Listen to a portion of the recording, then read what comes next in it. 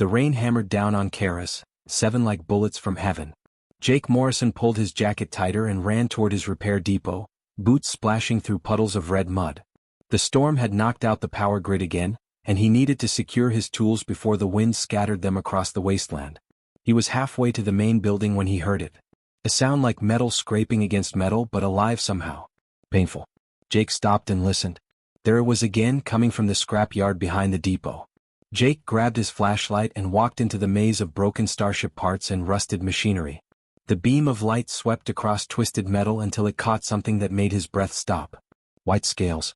Pure white, glowing almost blue in the darkness. And blood. So much blood. The creature was massive, even though Jake could tell it was young. Its body was sleek and powerful, covered in pale scales that looked like polished marble. Wings stretched out on either side, but the left one bent at a horrible angle. Broken. The creature's head lifted slightly, and Jake saw eyes like liquid silver staring at him. Not with anger. With fear. "Easy there," Jake said softly, even though he had no idea if it could understand him. He had heard stories about these creatures. Dracelians, some spacers called them.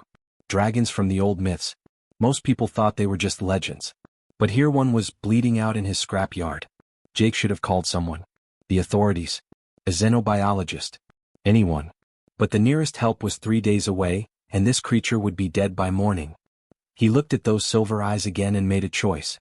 For 3 weeks, Jake became a nurse, an engineer, and a friend. He built a frame from starship struts to support the broken wing. He mixed nutrient paste from his own food supplies and hand-fed the dragon. He cleaned wounds and changed bandages made from cargo netting. His depot stayed closed. His bills piled up. But the dragon lived. The creature never made a sound, but Jake felt things when he was close to it. Warmth in his chest when he brought food. A gentle pressure in his mind that felt like gratitude. Sometimes, late at night when he dozed in his chair beside the dragon, he felt something deeper. Trust. Maybe even affection. On the 23rd day, Jake woke to find the dragon standing. The wing moved carefully, testing its strength. The dragon turned those silver eyes to Jake one last time. A wave of emotion hit him like a warm tide. "Thank you. I will remember." Then it was gone, launching into the night sky with powerful strokes of those impossible wings. Jake watched until the white shape disappeared into the stars. Then he went back to work. 15 years passed like smoke. Jake fixed ships, paid his bills when he could, and slowly watched his depot fall apart around him. The memory of the dragon faded, becoming just another strange story from his younger days. Maybe it had been a fever dream. Maybe it had been real. Either way, it was gone. The eviction notice arrived on a cold Tuesday morning. Jake read it 3 times, but the words did not change. The Zentari Consortium owned his debt now. They wanted his land for a new mining operation. He had 72 hours to leave. Jake sat in his empty office and looked at the broken ships outside his window. 44 years old, no family, no savings, and nowhere to go. He had spent his whole life helping others get back into the sky. Now he was the one who was grounded. He did not know that the sky was already watching him. And it remembered.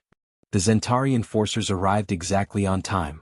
3 armored shuttles touched down in front of Jake's depot, kicking up clouds of red dust. The doors opened and out stepped creatures that looked like walking nightmares. 7 feet tall, covered in dark green scales with eyes like yellow coins. They wore body armor that probably cost more than Jake's entire property. The leader stepped forward. His armor had gold markings that meant he was important. He held up a data pad and spoke in a voice that sounded like gravel grinding together. "Jake Morrison. This land now belongs to the Zentari Consortium.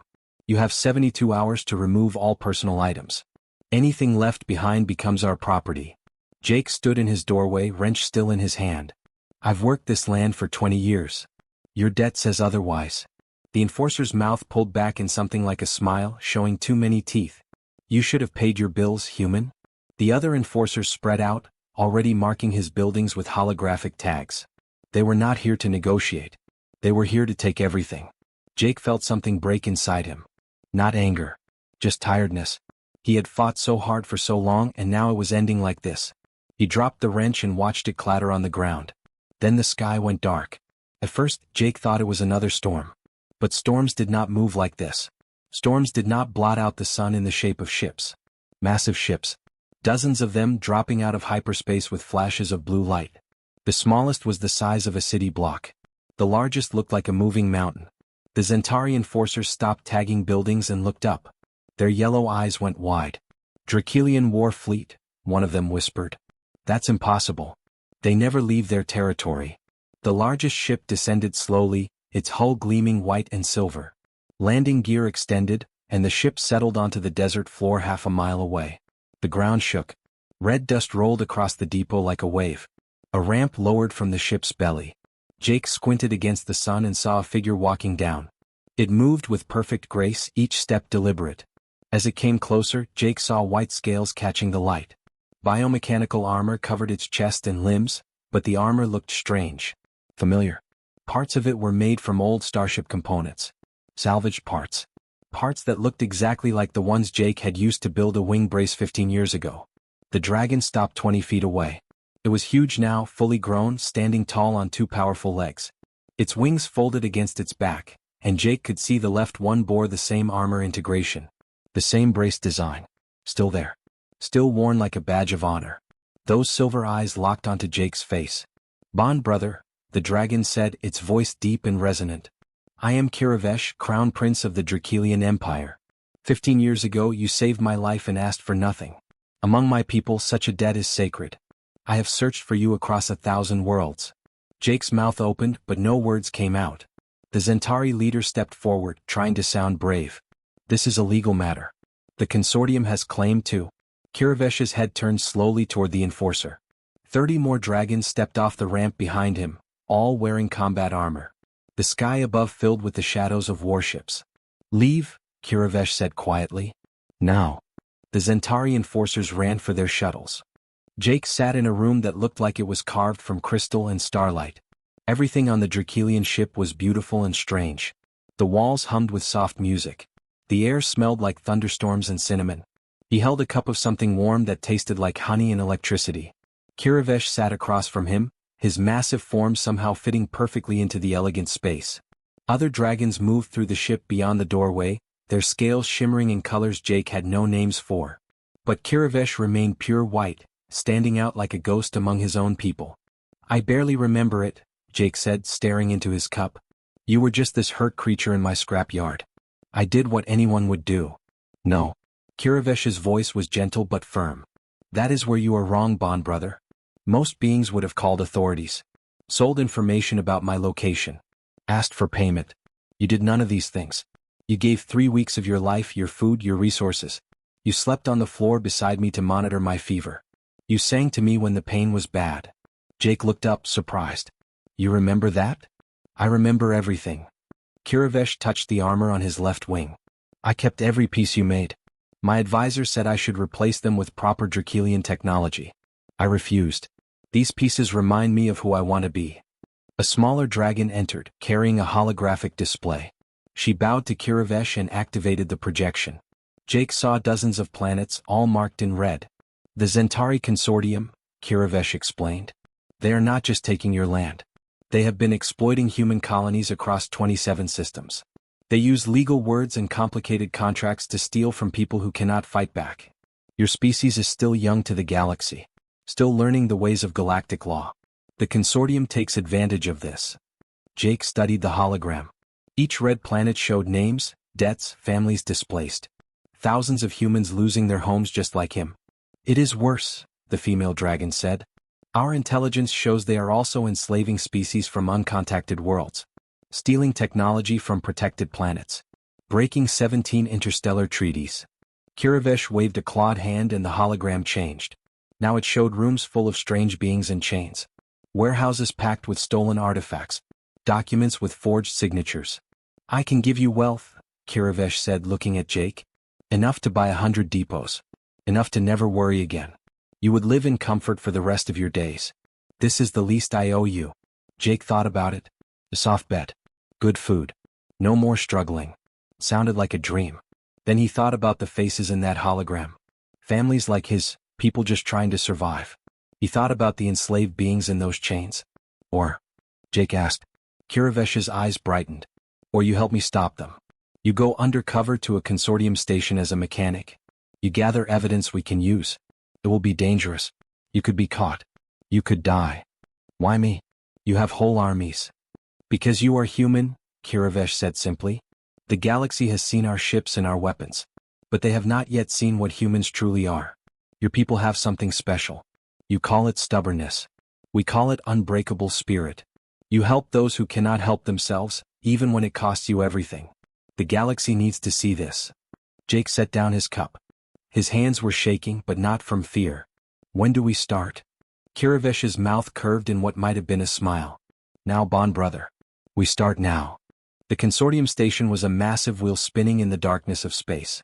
Jake arrived on a cargo transport, wearing dirty coveralls and carrying fake identification papers. His new name was Jack Miller, just another broke mechanic looking for work. The station smelled like oil and sweat and desperation.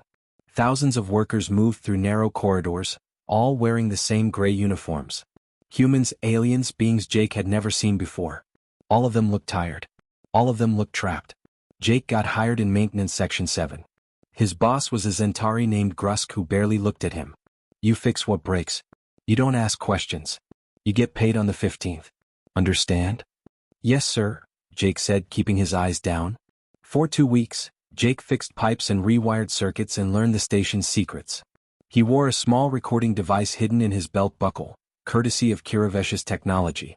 Every night he uploaded data to a hidden transmission beacon. The deeper he went into the station, the worse things got.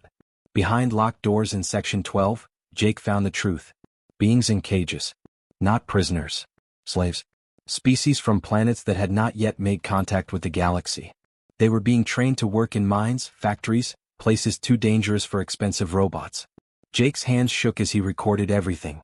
One night, while fixing a ventilation shaft in the Forbidden Zone, someone grabbed his ankle. Jake nearly shouted, but a hand covered his mouth. Quiet, a woman's voice whispered. You're not consortium. Jake was pulled into a side passage. 3 humans stood there, along with 2 alien beings he did not recognize.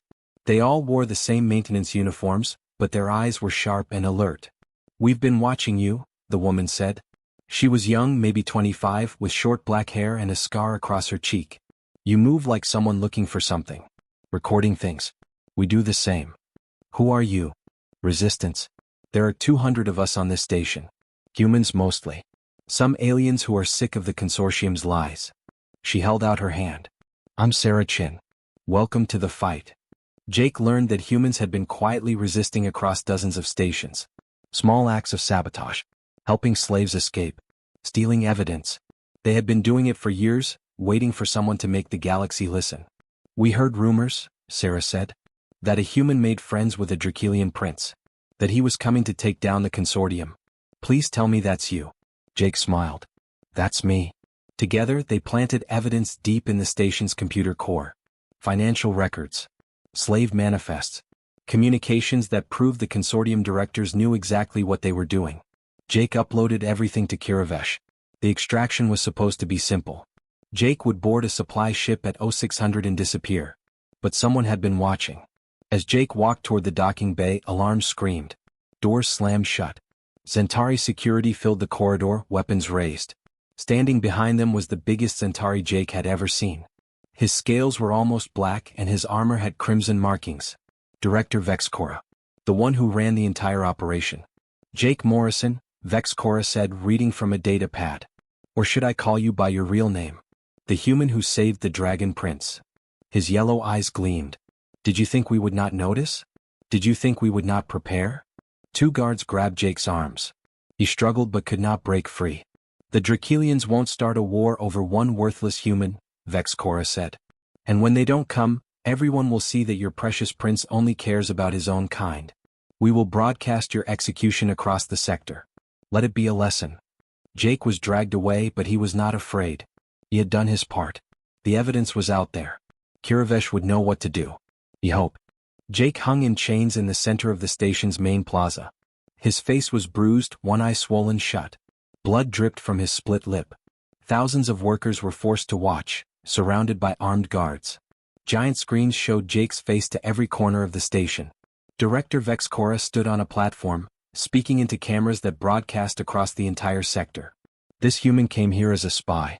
He thought the Dracelians would protect him. But look at the sky. Empty. No dragons coming to save their so-called bond brother. They care nothing for lesser species. Let this be a lesson to anyone who thinks they can challenge the Zentari Consortium. Jake's head hung low, but his one good eye caught movement in the crowd. Saracen.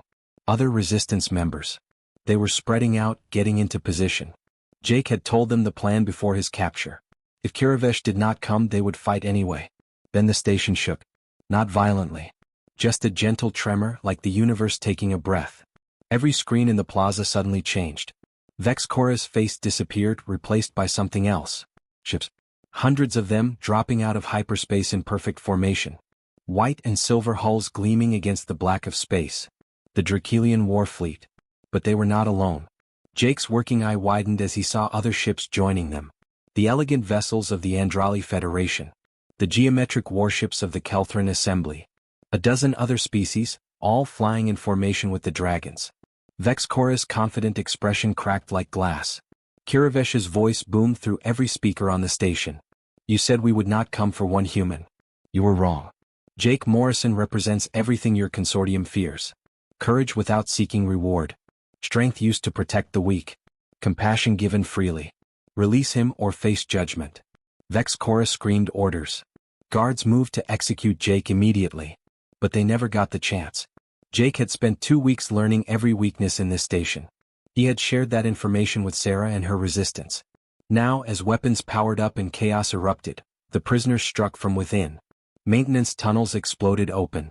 Slave pens unlocked, their security systems mysteriously failing. Sarah and 50 resistance members stormed the plaza with weapons they had hidden for months. More importantly, Jake had taught them his specialty. Improvised sabotage. The station's defense turrets turned on their own operators. Life support began failing in Zentari security sections. Gravity flickered on and off. Every trick Jake had learned in 20 years of keeping broken ships running, he had used to break this station. The battle lasted 17 minutes. The consortium's security forces surrendered when their own computers locked them out. Vexcora tried to run but found every escape pod mysteriously disabled. Kiravesh's ship docked, and the Dragon Prince walked through the smoke and chaos like a white ghost. He found Jake still hanging in chains, barely conscious. With one claw, Kiravesh snapped the restraints. I told you, Kiravesh said gently, catching Jake as he fell. I remember everything. Did you truly think I would forget you? Jake managed a painful smile. Took you long enough. The evidence Jake had gathered was broadcast across every civilized world. The consortium fell in days, its directors arrested by the Galactic Council. The slaves were freed. The stolen technology returned. And humans, once seen as naive newcomers, became known as the species that fought for others even when it cost them everything. Jake did not retire. Instead, he opened a new depot on Karas 7, but this one was different. It became a sanctuary. A place where the lost and desperate could find help. Humans and aliens worked side by side, fixing ships and rebuilding lives. Kiravesh visited often, his salvaged wing brace polished and proud. He brought young dragons to learn from Jake, to understand that true strength was not found in weapons or power, but in the choice to help someone who could never repay you. On quiet nights, Jake would look at the stars and remember a frightened young dragon bleeding in his scrap yard. One small act of kindness 15 years ago. One choice to help instead of walk away. And the galaxy had changed forever.